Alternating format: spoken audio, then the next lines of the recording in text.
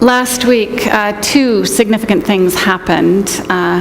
Some of you may have caught both of them. Some of you might have just caught one. The first one is that we messed up the AV significantly throughout the service, almost at every opportunity.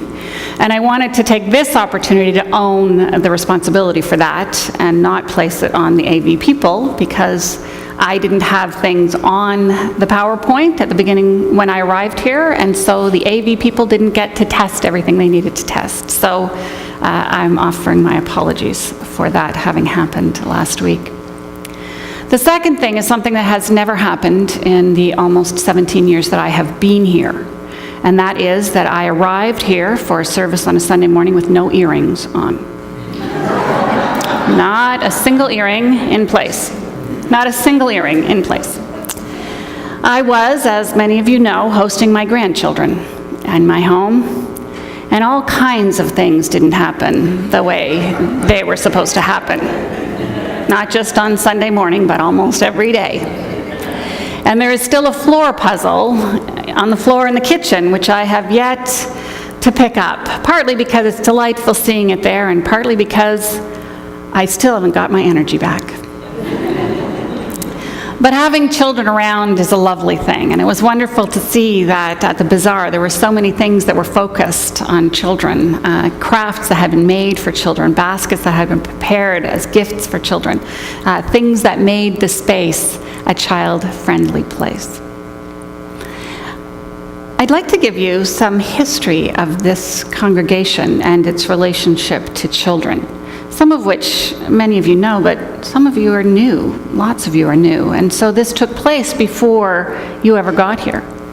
But back in 1998, I'd been here about a year, and the motels along Kingston Road were being used as an elastic family shelter system for the city of Toronto. It made perfect sense. The motels weren't nearly being used as much as they used to be when this was the major corridor of access into the city. And so they were empty, and the homeless rate in the city was skyrocketing. And so a deal was struck between the city and the owners of the motels, and as needed, families who found themselves without a place to live would move into one of those rooms in the motels. In addition to families from Toronto that had become homeless, there were families, of course, from other places in Canada, but a significant number of families who were also refugees, who arrived in Canada not sponsored by anyone, who hadn't identified as a refugee until they arrived at the airport, and they were often sent to the motels along here. Some of you will remember that in 1998, there was a significant number of Roma families here. And one morning, when I was sitting in my office, I saw a number of people getting signs out of the trunks of their cars in our parking lot and heading across the street. At that time, John McKay, the Member of Parliament, had his office right across the street, and so I assumed that they were picketing him for something, and I'm going, yes, you know, picketing is a really good thing. We all have to participate in it when something is important to us, and regardless of what their passion was, I was totally with them. Until I realized that they were skinheads, and they were actually picketing the motels and challenging the Roma people to go home because they had no right to be here. It was clear that we needed to get involved. There needed to be some kind of response, and so John McKay actually convened a meeting, pulling people together to see if there was something that faith communities could do to respond to the need that was so apparent in the community. And that group came together. We called it the Scarborough East Community Analysis Group. And members of the community and members of faith groups worked together to try to get a handle on what the challenges the community was facing were and how they could be addressed. Members of the community who had their kids in the school argued that the school was one of the biggest challenges. And it was. For them, their children growing up in this neighborhood, for their kids to be going to school with this huge influx of homeless kids was difficult and was undermining their kids' education. Not that there was a problem with having children from different areas in the city or across the country or from different countries in the world, that wasn't a really good thing. It was the fact that the turnover in those schools was over 200%. That means that If you recall when you were at school and you were sitting at your desk and the principal would come and knock on the door and say, "This is Sally, she's new, she's going to be in your class," and everyone would go, "Welcome, Sally." That could happen 15 or 20 times in an hour in a classroom. Either the knock to have a child placed in the classroom or a knock to have a child removed from the classroom because the family was moving on somewhere. And one of the members of this congregation, who was a teacher in the local public school, West Hill Public School, shared with me in November that someone of that year, some child had come running up to her in the then Morningside Mall, knowing that she was his teacher. And she was mortified that by November, she still hadn't remembered the child's name. The turnover in the schools was huge. And it pitted two values that the community had against one another. A value of wanting to be open and supportive to families in need, and the value of education for their own children. And so we had to address that in some significant way. One of the things we did was make a video about what was happening in the shelter system here, and we sent it to Jean Chrétien, who was the Prime Minister at that time. He appointed Claudette Bradshaw as the minister responsible for homelessness. And funding was identified. It took quite a little while to actually make it to the streets to be able to support some of those families. And the shelter system was distributed more evenly across the city. That was a good thing and a bad thing. It was a good thing because it took pressure off this community, but it was a bad thing because this community had figured out how to help those kids. If a child showed up, maybe 30 kids in a day, new to the school, their ambassador program would have children and teachers immediately responding to meet the needs of those kids. I was amused to see downstairs in the jewelry section yesterday some of the matching bracelets that we sold, slip knots we called them. We didn't want people to slip between the cracks. And so using bolts and beads and, not bolts, nuts and beads and all kinds of little mechanical things, we made identical bracelets and sold them to raise money to support the outreach programs that we're caring for those kids. That problem seems to have moved on, away from this community. But it's still a huge issue that faces this country. I mentioned earlier the First Nations petition that's going to Presbytery on Tuesday, and I wanted to speak to you about that. I know many of you have already signed it, and you know what many of the issues are, but I just wanted to underscore some of them, particularly as we think about children. When a child goes to school in the Ontario school system, each school receives approximately $11,000 a year for that child to be there. That's why you get what you want when you say to a principal, I'm going to take my child out of school and homeschool them. Get what you want almost immediately. It works every time. But if your child is on a reserve where the school system is funded by the federal government, not the provincial government and not with monies that have been transferred, but just by the federal government, that school is only going to get about $6,000 for that child. That's a huge difference. It's almost twice as much for a child in the Ontario public school system. So imagine what you would take out of your classroom for your child or the children in this neighborhood if you were only going to give that school roughly, 55% of what they currently get. What would you have to do without? In 2006, 27,000 children, First Nations children, Aboriginal children, were in foster care. That's 450 schools of 600 students each. That many children were in foster care. Because the amount of money that the federal government gives to reserves to offer social programming that would help keep children in their homes is drastically less than what happens in the rest of the world. So while we in the United Church have been reflecting and worrying over and hoping that we can find some way to respond to and heal the issues that came out of the residential school process, a whole new generation of children is being removed from their homes and being placed in foster homes where they have no access to their language, to their culture, to the community that is theirs. So the issues that face children just in this country are enormous. and the work that our First Nations Studies Circle has done to raise awareness of that, work that will be taken to Ottawa in a couple of weeks and reflected on, talked about in the House of Commons, is incredibly important work.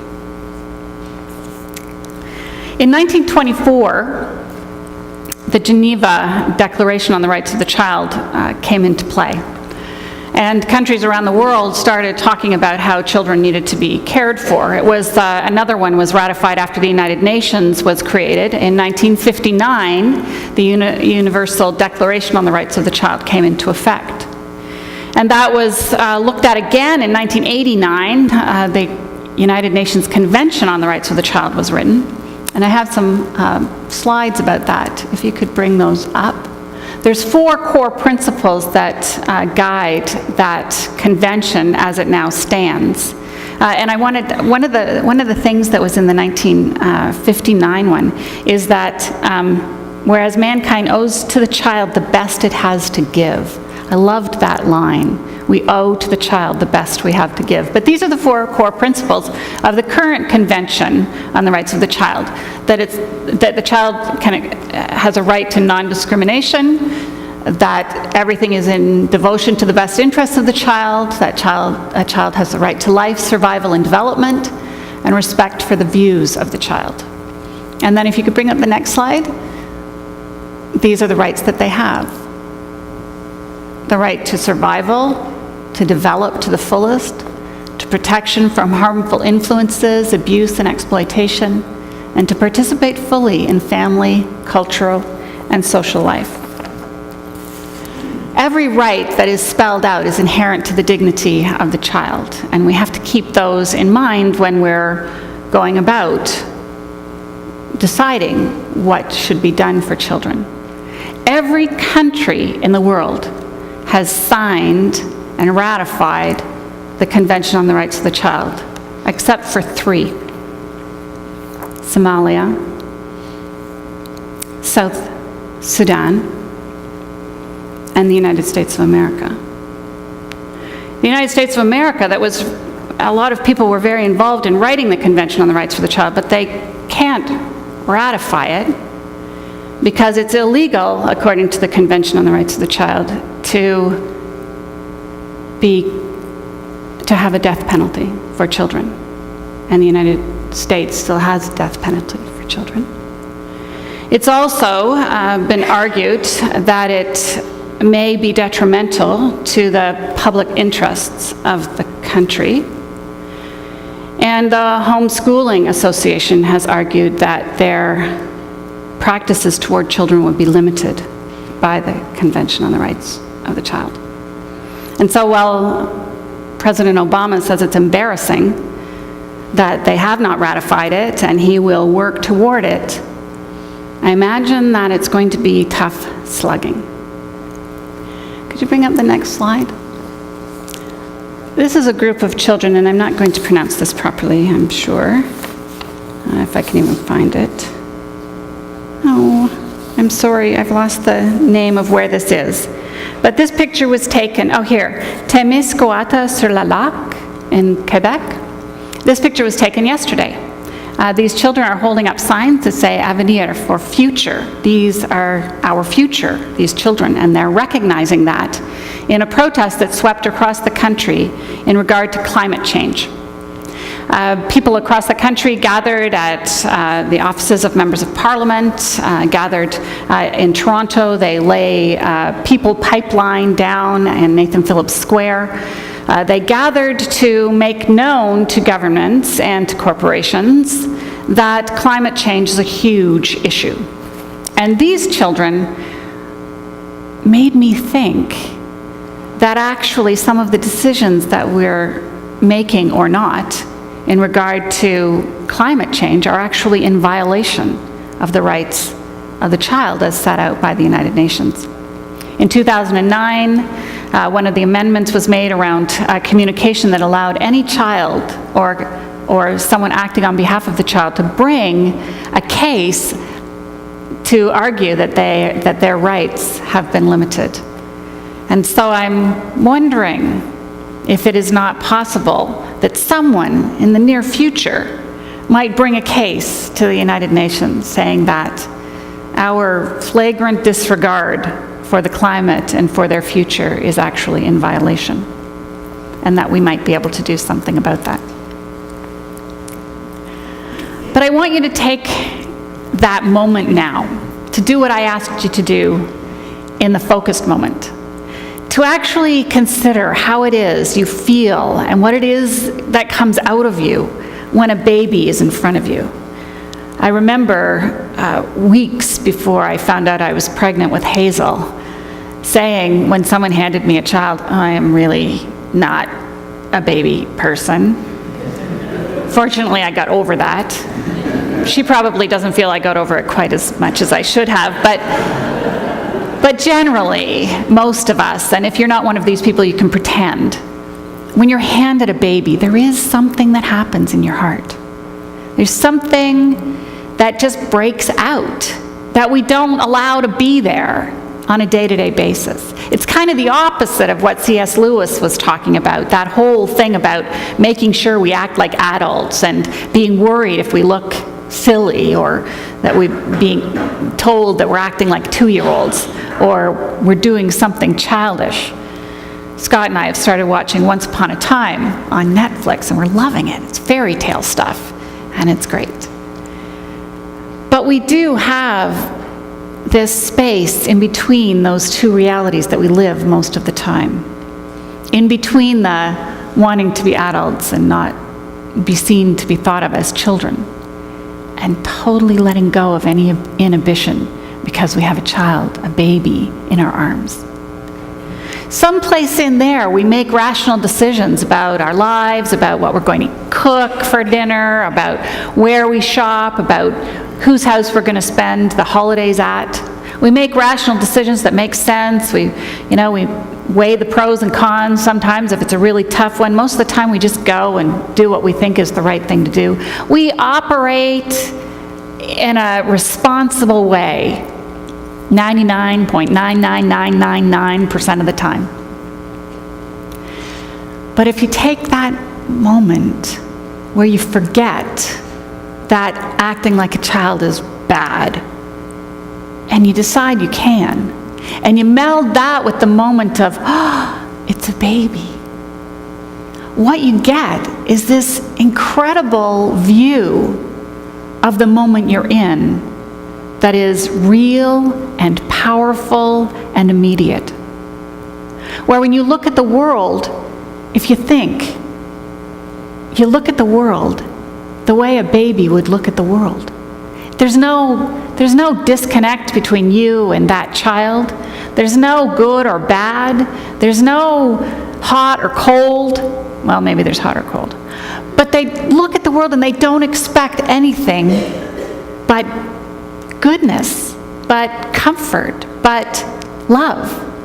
They may not have formed those things in their mind. They may not be able to tell you what they are. But in the second that they catch your eye, you know that's all they're expecting. They don't expect things to be harsh. They don't expect things to go wrong. They don't expect to lose things. They don't expect for things to be bad. So put yourself there. Put yourself in that moment where everything is possible, where everything is good, where the next problem won't happen because there is no problem. It's just good. And put yourself at the same time, if it's possible, I know this is a hard thought experiment, but put yourself at the same time as the person gazing at that infant who's responsible for making their next moment come true. I think that if we had that moment I spoke of, that would happen to you at 8 in the morning and you at 7:30 at night and you at 11:15, and just in the middle of the day, suddenly you would see the world in that unobstructed way, in that uncritical manner, in that everything is possible moment. I think that if we could do that, if that just happened to us, it would change us dramatically. And I think too, if we looked at the moments that showed up at our doorstop, if we looked at them the way we look at an infant, changed and touched and willing to pour anything out for them. Anything good, anything right, anything that might protect the beauty of that babe. I think if we lived with that moment a little more regularly, our lives would be very different. This week, across the country, there will be lots of events that celebrate the child, that will remember the the United Nations Convention on the Rights of the Child, that will give statistics and analysis for whether we're doing well at it or whether we're not. And in those moments, when you read those news things, I want you to find that moment in you. I want you to feel it. Remember. And then from that place, look around your world, reach out your hand, do what it is you need to do to make the world a place where those beautiful, clear, honest, and innocent expectations are offered. Make that real. Make that very real. Thank you.